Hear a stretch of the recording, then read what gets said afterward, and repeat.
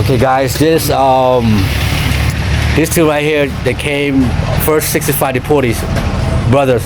Hi guys, my name is toukue.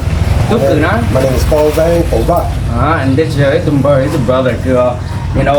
They took together, same plane, same flight, same time. And I met him here. And we're here to hang out with this man. It's his place here, and here to ask him a few questions. How long are you been up? And where were you born? Here? I was born in Thailand, I think. You born in If I Thailand? remember that correctly, Thailand. Yeah. So we both. I was born there too. So we were born in refugee. Yeah, refugee camp. So then, how old were you when you left that place? When I left the place, I was 2 months old. I came straight to Minnesota. Stayed there for like 46 years, and now I'm here. Now you're here, huh? Yeah, now I'm here. All right. Do you remember anything about Thailand, or you? No, I was a little baby, so I didn't know much or remember much.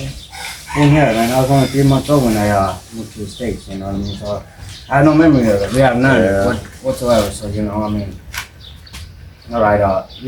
So I know that you're married, right? Yeah, I'm married. Kids? Yeah, I got 1 son and 3 daughters. All grown or still young? The youngest one is 9. The oldest one is 26. All right. What is it? How long were you detained for? I was detained in Minnesota for a month and a half. Month and a half? Yeah, before I hit flight to I think Nevada. No, Nebraska. I went to Nebraska and I went to Texas, and then I stayed at Louisiana for like almost a week, and then I flew out to Texas. Okay. How was your experience? Shit, it was harsh. It was harsh. It was real bad, especially on the plane rides because those ICE officers, they wasn't playing. Yeah, they're okay. Yeah. So they flew you all over the place. You flew out from Dallas, right? Yeah. We didn't meet in Dallas, but we met here. Yeah, we met here. Yeah, I was in Dallas. Yeah, because we was in a different tank. Yeah, I was in Dallas. We were all there together. Yeah. The only one that was with me was Jude. That's the worstest place to be at, Dallas. That shit's all. That place was all bad. So when you got on the plane, how was your plane ride, man? Was it comfortable for you, or were you?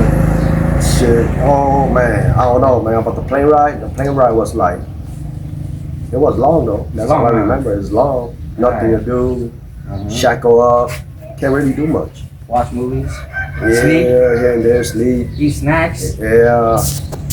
Became a vegetarian. Right, they give us some veggie burritos. I remember that. Yeah, they give you guys that so you guys don't use the bathroom. Right. You guys know that, right?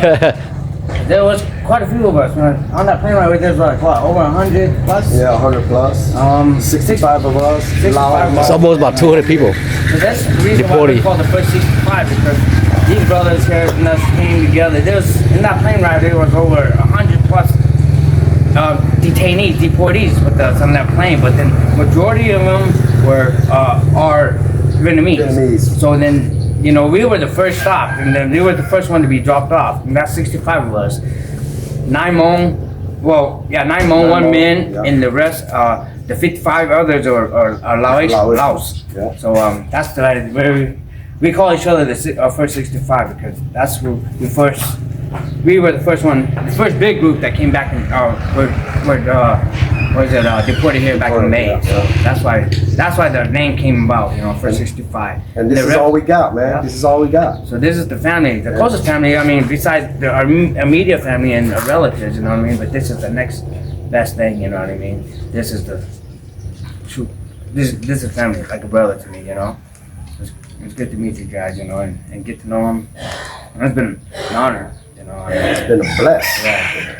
So how was your time in that camp, man? I mean, I'm sure Man, you had a good time, huh? Man, it was harsh, man. It's different. It's insect biting in and stuff like that. Oh, yeah, the legs was all messed up. It was hot. Didn't have no short to switch on, It's so hot and humid that I was breaking out in heat rash. Yeah. You know what I mean? And all we got was just the fan. There's no AC, so it was kind of hot.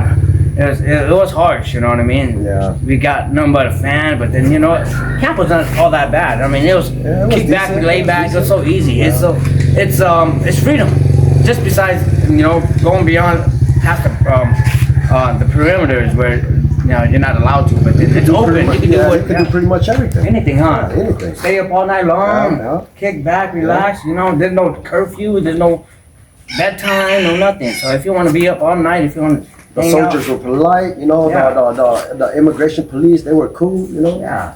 So everybody's It was- cool, man. it was all good, man. The only thing that was stressful was that you know what I mean, like we were new there, so it's kind of like a new thing for us and for the immigration officer, and you know what I mean. But the And- most stressful part was we didn't get our phone, so Exactly. that's what's Exactly. the worst thing, you know. yeah, we couldn't contact our loved ones back home, especially our wives. You know what I mean. But the most important thing, we couldn't contact no sponsors to come get us out. Yeah. Yeah, and that was no good. Yeah, that was hard.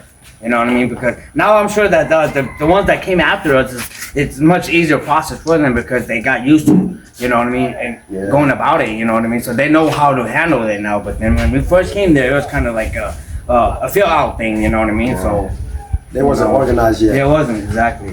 So I'm sure that they got it together now. But I mean, it was not that bad. The camp had get three meals a day, breakfast, lunch, and dinner.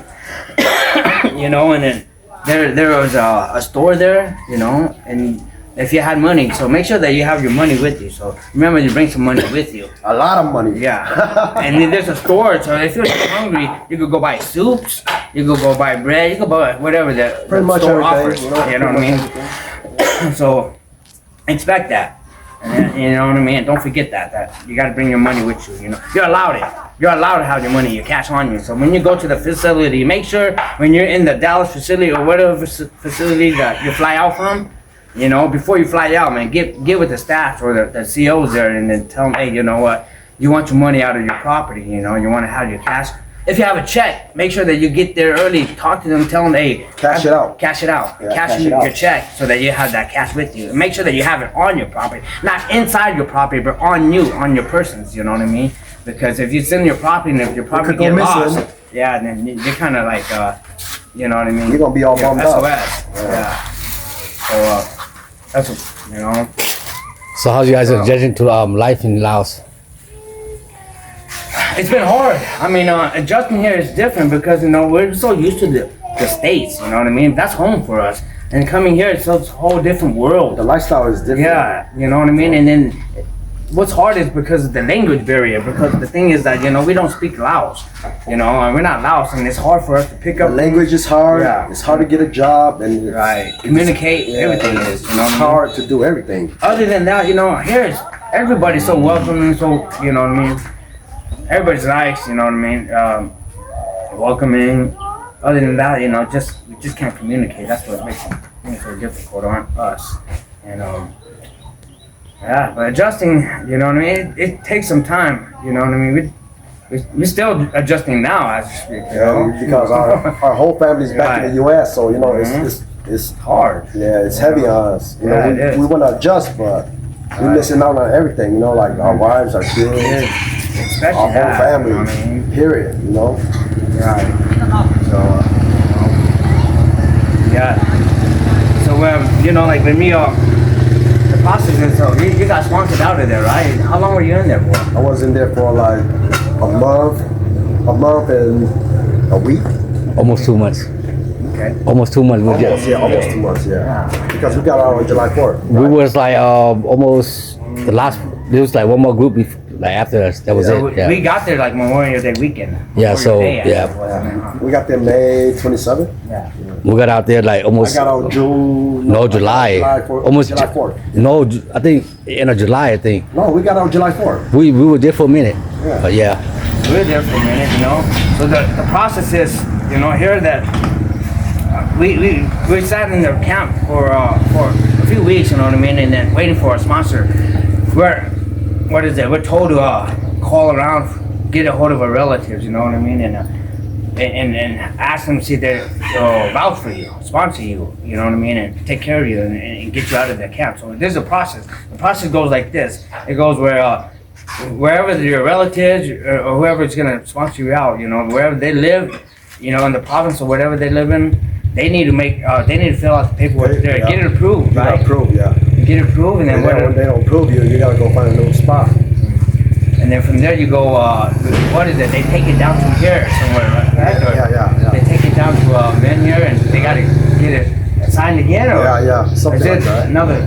I believe it's I think there's like 3 pieces of paper they gotta sign. So there's a process to it. Now it's got to get approved there in the hometown or the city that you're gonna go and stay in, and then brought here and then get it approved here. Once it's approved here, by the immigrations. exactly, and then they look at it again, and then once they approve it, you know, the headquarters or the big, you know, and then they say it's okay.